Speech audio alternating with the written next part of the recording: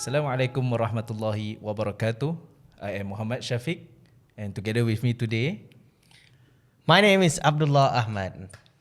right? Yes.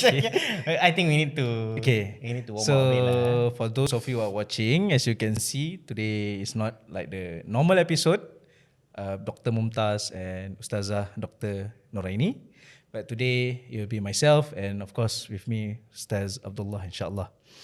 So the reason why, the reason why, uh, the reason why is myself and Ustaz Abdullah today is because we want to talk on a topic that I think people really talk about, but is there, which is about men's mental health.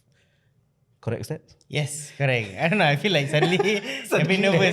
Like a bit panas sikit, a bit hot. Yeah. But I think thanks for having me because I'm just joining in for this next few episodes. But we are here to talk about men's mental health because I think as much as mental health is being talked about, tapi the general I would say audience would be more for ladies, and I guess guys aren't talking as much, and that's something for many reasons lah. We never know. So we would like to kind of talk about it, open up a bit more, and let perhaps our female audiences as well to also know what these pressures and struggles that men face. Maybe it might be something that we face daily. I don't know about you. Maybe we can. Where do we start? Okay. Yeah. For yourself lah, Ustaz. Sure. When you hear the word men's struggle or mental health in men, what come across your mind? Do you have like any idea, or do you have like any situation that can actually explain this mental health struggle in men? I think, and again, I'm not speaking. It's just personal, personal POV lah. POV. But relax. Okay, relax. I think with regards to men, we kind of just take it as it is, right? Betul. Usually people just say it is what it is, kan? Something big comes or a challenge happens, and we just okay lah, things happen. We're gonna deal with it, and you would see a different kind of reaction if, let's say, it's your sister or your female friend were to go through it. So, for example, maybe I don't know, a job loss. Maybe you got retrenched within a group of colleagues, and I guess some would take it as a very big hit. So I'm like, why? Like I've been working here for a few years, and like I've given so much, all the weekends and all that, and yet I'm still being retrenched. But I guess I'm just saying generally, I'm not making stereotypes. But if I could imagine a guy going through that, it's gonna be a big hit for sure. But then like, what can I do, right? So the next course of action is just to like, just step ahead, go on. And it's the same with different situations. And I think for men in general, there are many different phases that we also have these struggles. That was the first thing that came to my mind. On your end, any phase in your life where you'd say maybe you as well as maybe your group of friends that faced something that was very hard, but Interesting. Just now you mentioned about transition, right? transition. Yeah, transition in life lah. Life, Life yes. transitions. Transitions. Right. So I think yes, for men, especially in Singapore, macam makin jatuh. Yes. In Singapore, for men, I think there will be one part where the transition of from secondary school to tertiary. Secondary school, very early. Secondary school to tertiary. Then after tertiary, usually for men, they will go through NS. NS. For some lah. I didn't go lah. You didn't go, right? Okay, for yourself. Did you? I did. Thank you for serving. Alhamdulillah, I guess. Right. So I went to NS. So I think that is one of the major transition Really? for men, I think, in Singapore lah, by context. And because like right after your school life, in a way, you study in poly or in secondary school, then you have to go through this like regimental punya process, Right. which is NS lah. NS. And then after NS, you have to go into adulthood. For some, they will continue to study in universities. For some, they will start working. I think that's also another transition Yeah, but for yourself, you didn't went through NS, right? Yes. So I mean that begs the question lah for gentlemen such as myself or others lah who deferred and all that. Like what are these kind of struggles in, if let's say lah, in the NS environment? Because even for ladies as well, a lot of them, or even most of them don't go for NS. Share a bit lah. I mean, give us a picture of okay, what's so stress? Like what is it that you have it so bad that everyone else doesn't know? Okay, firstly, it's not everyone lah, and it's not everyone that goes NS confirm will have struggle and will be stressed. But you have to understand that different people have different threshold in handling stress. Sure. And, we might go through the same thing, but our experience may be different, and how we perceive it, how we look at it may be different, and that's how it affect our mental health also lah. Kan? But I think during that period from school to NS, I think one of the adjustment that a person need to go through is being far from the family is one, Right. and then the routine. I think when there's a apa nama dia, what they call it, when there's a change in routine, it may cause someone to need to adjust and adapt, right? And not everybody can do that easily. Right? Sometimes something change in our life, some of us will get stressed easily. Would you say that this is something that guys struggle more? I think for yourself, you also do counselling a bit again. Do you find that with your male clients, for example, do you see that they have a harder struggle adjusting to new things or routines of that sort? I feel like I'm the host now. But it's okay lah. I'm going through. I want to know your thoughts more. Yeah, correct. Yeah.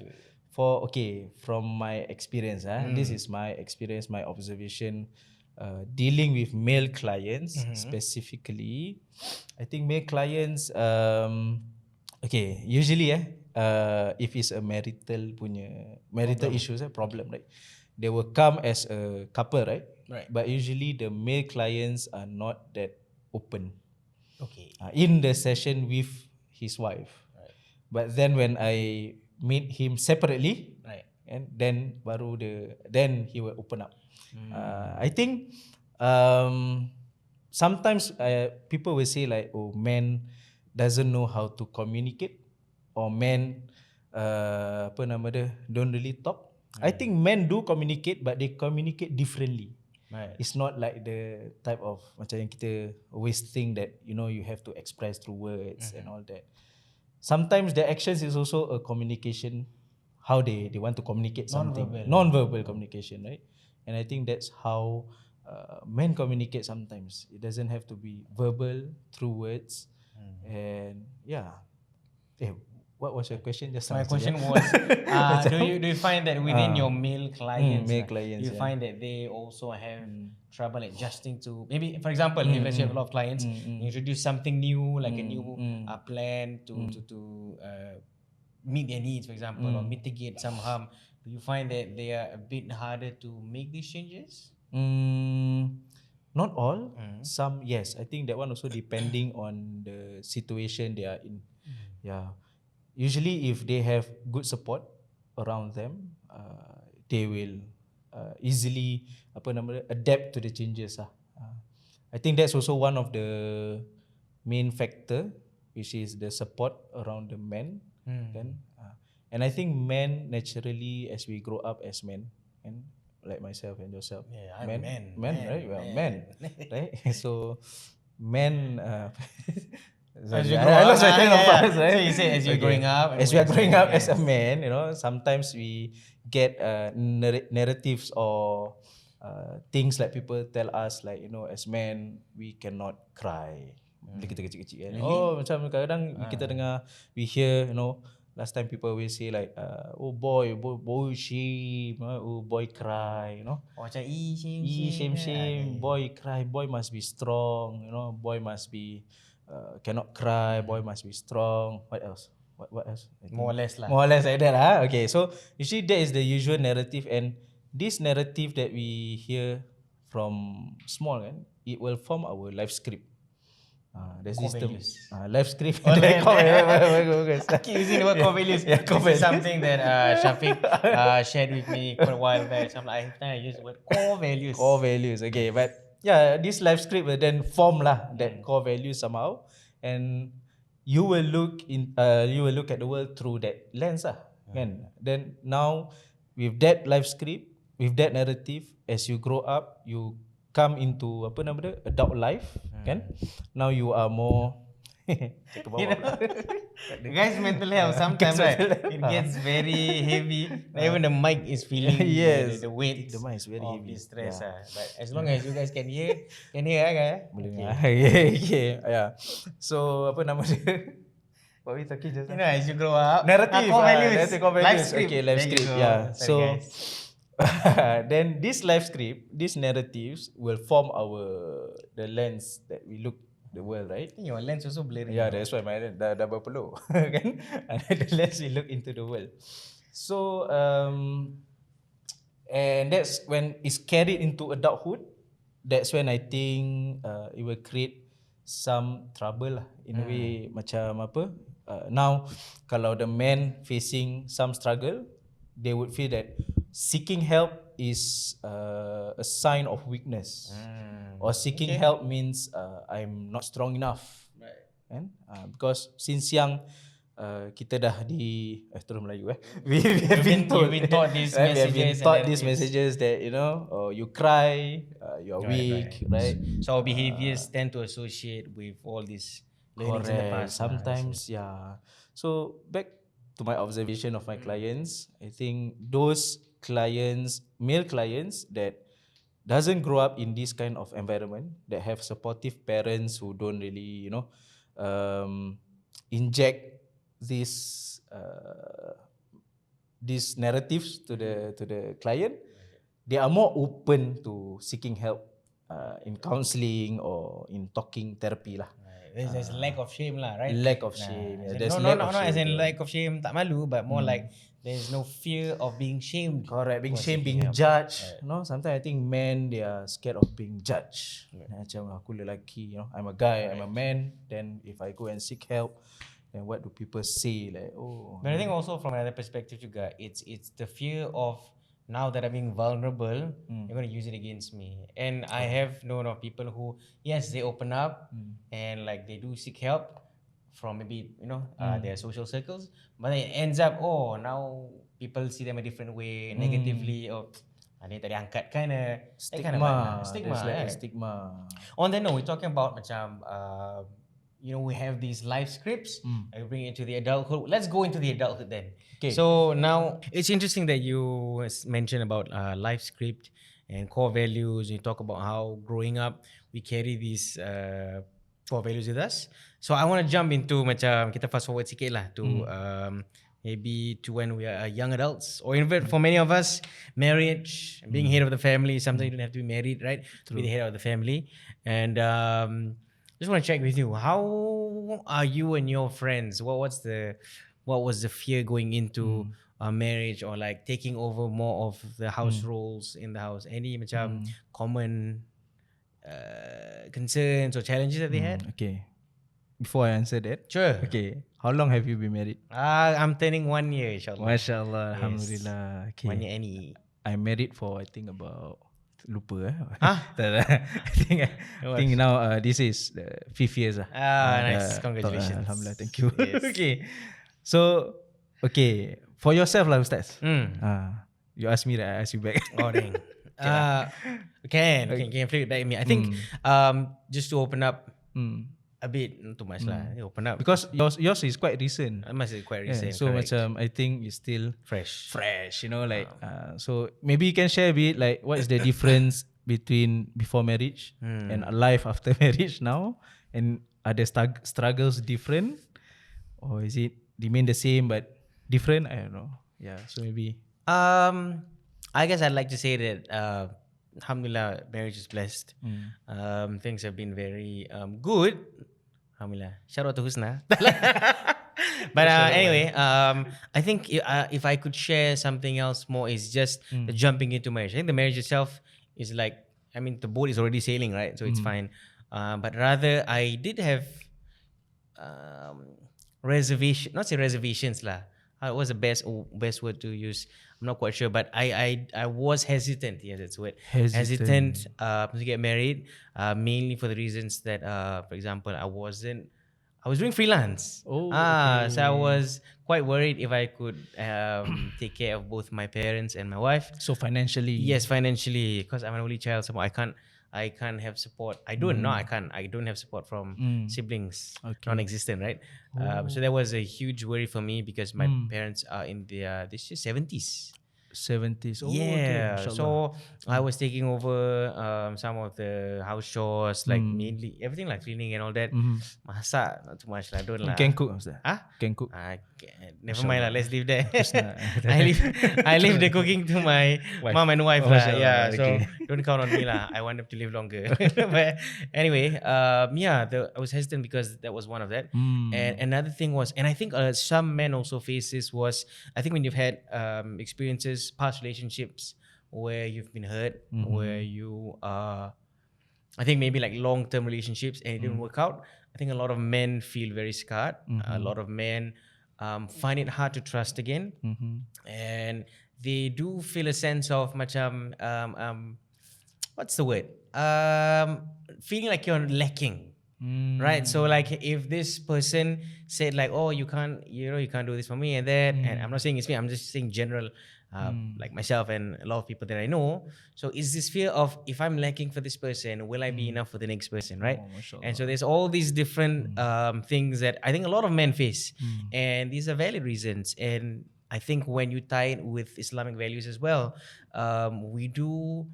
I think a lot of men, even locally or even everywhere in our community, we have this, and I think it's also biological. I don't know, I'm not a scientist, but I do think that Allah created in us this fitrah, that as guys, we do want to have this qawama, to be a leader and to provide for our those in our care. So even the Prophet ﷺ said, Kulukum ra'in, everyone, each and every one of you are accountable. You are what's a ra'in? Kan dah lupa. Dah tengah otak jam bila in front of the camera. But you are accountable. Yes, you're a leader. You're accountable for everyone that is under your care lah. And so with all these values in mind, and there is that fear that as a man, like if I don't live up to this, I'm a man, right? So I'm supposed to live up to these things. And when you add that to those core values that you say, that if I'm not enough, and if I seek help, I might seem weak. There's all these ideas that I have to reach. I need to reach that goal of being this standard of a man. And so for some people, it does get a bit, the pressure is crushing sometimes. And you have men who are just like, it's okay. Maybe I just won't get married. Maybe, I'll just do this. I'll just take my job and just take care of my parents. Or they settle, whatever it is, for whatever reason. These are some thoughts that some men have, not all. For you, alhamdulillah. Alhamdulillah. Everyone has their stories. And so, but after making that choice, of course, there's a sense of tawakkul as well. When making that choice, we seek God's pleasure. And I really had to face myself in the mirror, like, you want to do this? Talk to myself, right? You want to do this? Okay, you have to make sure you do it well, and you seek God's pleasure in there. And so, alhamdulillah, this it's just 1 year lah. I think, alhamdulillah, I'm not saying it's small. I have friends who have been married for more than 10 years and all that. So it's a learning process every day. You can ask Husna, like, I'm still a work in progress. We all are. Yeah, true. And so, yeah, that's my aspect. There's some changes, but a lot of it was initially a personal struggle that we had to face lah. Yourself?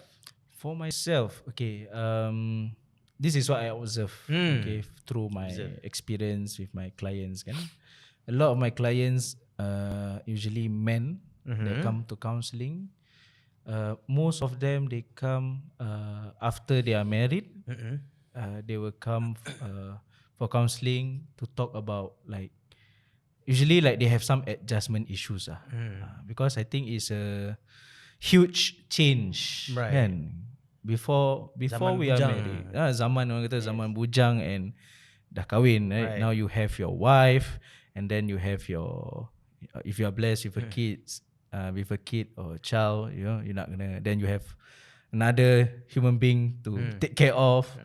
And not just that, I think when we are married, we are not married only to our spouse but to their family. Yeah. And there's like a clash in culture, expectations, and sometimes it can just be like little things, can create a very big kan big Hoo-ha. hoo-ha, big hoo-ha, you know, in their life, right? So yeah lah, right. Yeah. So some of my clients that come and meet me for counselling, usually they bring this issue of adjusting after marriage. Macam like how do they communicate with their mother-in-law, father-in-law, not just mother-in-law lah, Yeah. all the in-laws, right? And apa nama dia, to adapt in the new family environment. And sometimes for some people it may cause them a lot of stress. Like I said, when it comes to adapting, changing routines, changing changing their routines and life. Not everybody can adapt easily. Some of them, they take some time to adapt. Then they learn. Like you say, it's a learning journey. We are all not perfect, right? And men, and for some men, they feel like they don't have anyone to talk to, maybe in a way, right? They don't know who to express, who to talk. So I think it's normal lah. Benda ni everybody goes through, right? If I may jump off from there, you're talking about clients. Yeah, I'm gonna ask you a personal question. myself lah, I'm gonna ask you a personal question, like okay. more to fatherhood now, because you're talking about marriage and now because also father as well, fatherhood, can. If you yes, don't mind me correct. asking, boleh Boleh lah. Can. So I think one of the issues that I think now, of course, in the 21st century, jobs are harder to get, pay harder to increase and all that, and it's a bit tough. Expenses going up, and most men find themselves working extra hours, doing OT or doing side hustles, and I think one struggle that they have is also feeling that guilt of not being able to make time for the people who you're working hard for, which is your wife and children. Do you ever feel that? And have you ever had a chat with your wife about how the arrangements are? Yes, definitely. It's a very valid, and whatever you said is true. When you have a child, that guilt sometimes will come in a way like sometimes you are stuck in between earning more money but spending less time with your children. Yeah. Right. But at the end of the day, I think it's how you and your spouse communicate with one another. Like if you really feel like sometimes to make ends meet, right? You have to work extra hard overtime or work double job or anything, and it requires you to sacrifice time and to spend time with your child. Then you have to communicate that or tell that to your spouse lah. And you have to tell that to your spouse. Sit down, plan. Stand up cannot. Stand up also can if you want to plan. Have a whiteboard. Sure. Yeah. So how you want to do it lah? However you want to do it, I think planning is one of the most important thing in a marriage, especially with a child, because yes, that guilt sometimes you go to work, and I think it's true that for some people they say, last time I always hear this saying, they say that if you have a child, the moment you get home, all your worries disappear. Worries will start to disappear, and you will start to your tiredness no longer melts away, right? But and no but there's no but. For myself, this is my experience lah. For myself, Alhamdulillah, I feel like it's a blessing from Allah kan. It's true. Bila balik kan, when I get home tired from work, right? But when I see my daughter running towards me, Abi. I'm gonna say your wife. My wife dah. My daughter run towards me, right? Abi, that feeling just is out of this world lah. I cannot. I don't know how to describe, man. But I think other fathers out there that experience this, your tiredness just, like you say, melts away. Then your worries, that guilt that you rasa tadi kan, it's like worth it lah benda ni. I do wonder though, because when I was small, I think my father used to work as a sailor. So that means he was away for like 9 months out of a year. So I don't even remember lah kan. But my mom would always say that I would always, every time when she would bring me to like Singapore River or like the port, and every boat I'd see kan, she's like, hey papa. Then my mom would tell my dad, and then when I was 1 year old, relax sikit English. And I was 1 year old, and he stopped completely lah. And he'd been sailing since he was, I don't know, 18-ish. So most of his more than 15 years lah sailing. His life he is like, but because of then because of his precious son, Mashallah. mashallah. So, but you know, funny thing, earlier today as well, I was taking a Grab to some place lah, basically. Okay. I said just suspicious, I'm scared to say lah. I was taking, no. Okay, I go to the mosque. I don't want to riak, but anyway, Okay. apa nama dia? I took the Grab to the mosque, and then the uncle was talking about, we had a chat lah. Sometimes I like to layan. I still want to just sit down and relax and discuss. Not discuss. I go through my points for today. Okay. But he initiated a conversation. Then I got, he's in his 60s. And he is staying with his mom. And I'm like, you're 60, so your mom should be in your mid-80s. Yeah, she in her 80s. Chinese uncle. And he was saying how out of 7 siblings, there's only, I think, about 3 or 4 left. And he's the only one caring for the mom. The rest, they're married. He's the only one who didn't marry because he felt that this was, there was no one looking for the mom.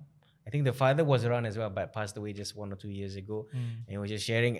I mean, I feel like I hear more of these stories from men. I hear more of this, from men. And a lot from Grab drivers actually. Like, wow, you all. But it goes to show that I think there are these values that men hold, but there are also these pressures that are keeping them from society. These pressures from society. They are weighing them down. They're right? weighing them down. And so, like, and the thing is that they never share it out.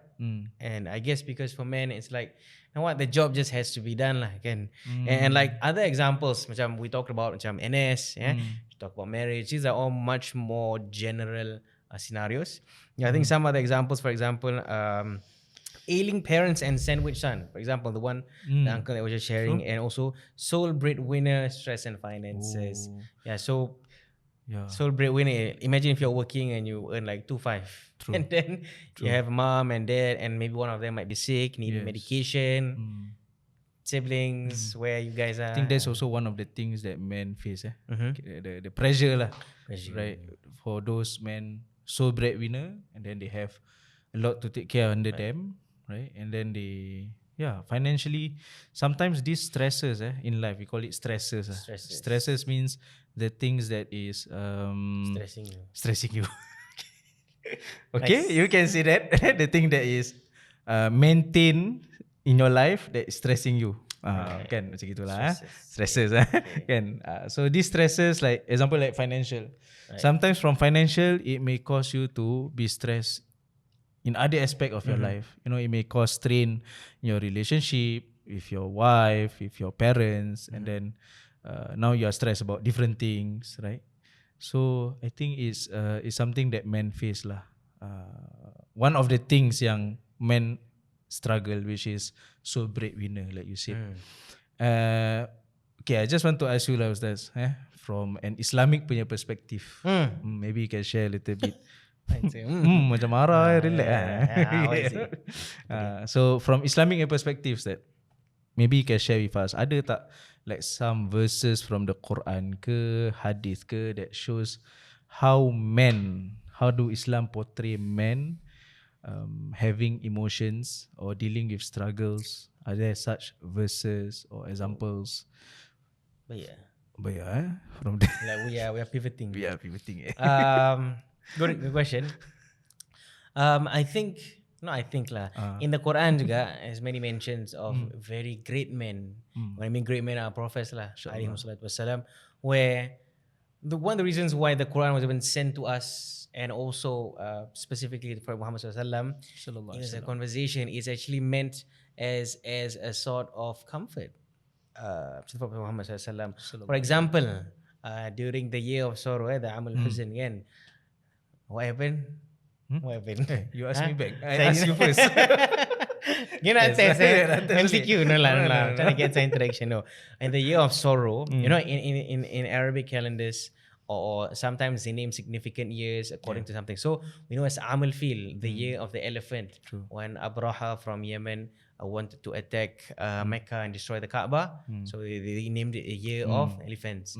And there's also Amal Huzn, the year of sorrow. That's when Prophet ﷺ lost two of his very biggest supporters, Sayyidatina Khadijah, his wife, as well as Abu Talib, his very dear uncle. So both of these people were his backbone lah, pillar, right? And so what happened during that time is when Allah subhanahu wa ta'ala revealed, if I'm not wrong, correct me, you also Ustaz, what? Yeah, revealed to him Surah Yusuf. And why? Because the story of Surah Yusuf relates to us the story of how Prophet Yusuf, despite being having, if you can say today, we have a huge support circle. Why? He had many siblings, right? But the same siblings are the ones who then threw him into a well, and he went through a whole lot of hardships, only to end up one day being like the governor of Egypt. And also in that story, it relates to us how his father, Nabi Yaqub, right? Nabi Yaqub alayhi salam, where he was so grief stricken to the point where he cried and cried and cried to the point that he lost his sight. And that goes to show that these prophets and these great men in the past, they went through grief, they went through suffering, they went through hardship, and all these things are normal. These are things that kata orang tu, it's a normal life. We will all be facing struggle. Allah created us here to struggle. Why? Because at the end of it, He wants to see how we react to it. He wants to see the outcome. How, at the end of the day, whatever challenges come to us, the point is Allah wants to test our trust in Him, right? And so at any point in time when you see the stories of these prophets, you will find that they're going to be thrown to the lowest parts of any human experience, and they will still, at the very end of the day, again, they will say that I trust in Allah and Allah will bring me through it. Right? In fact, in a Quranic verse, it says, Prophet Yaqub says, Innama ashku bathi wa huzni in Allah. I only complain my sadness and my grief to Allah subhanahu wa ta'ala. And so that shows that actually as men, that there's no expectation of us being perfect, of having no emotion. Betul tak? Betul. I mean, if you're gonna say that we are robots, we're not. Like kita battery. It's true. Cut that out, man. Anyway, no.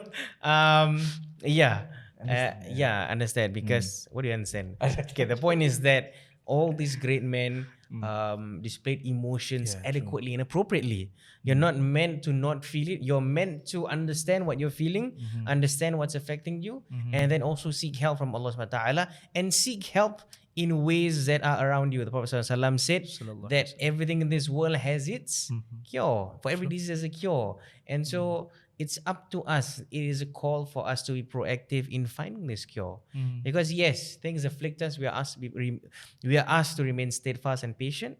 Tapi also Allah asks of us that we seek this help. Takkan kita duduk rumah kan, kita even at the very least you pop a Panadol, or at the very least you ask if you are feeling sore, you either wear a heat patch, or you get your wife to massage you. If it gets worse, you go to the doctor. If it gets worse, Chinese CCM, whatever it is. I'm not promoting any services, but on that note, it is required of us to seek this treatment. And in the same way, seek treatment for physical ailments and physical illnesses and physical issues, the same way we do for mental health issues. MashaAllah. All these things need to be addressed and need to be addressed properly and find the right manner of which we can find a solution for it.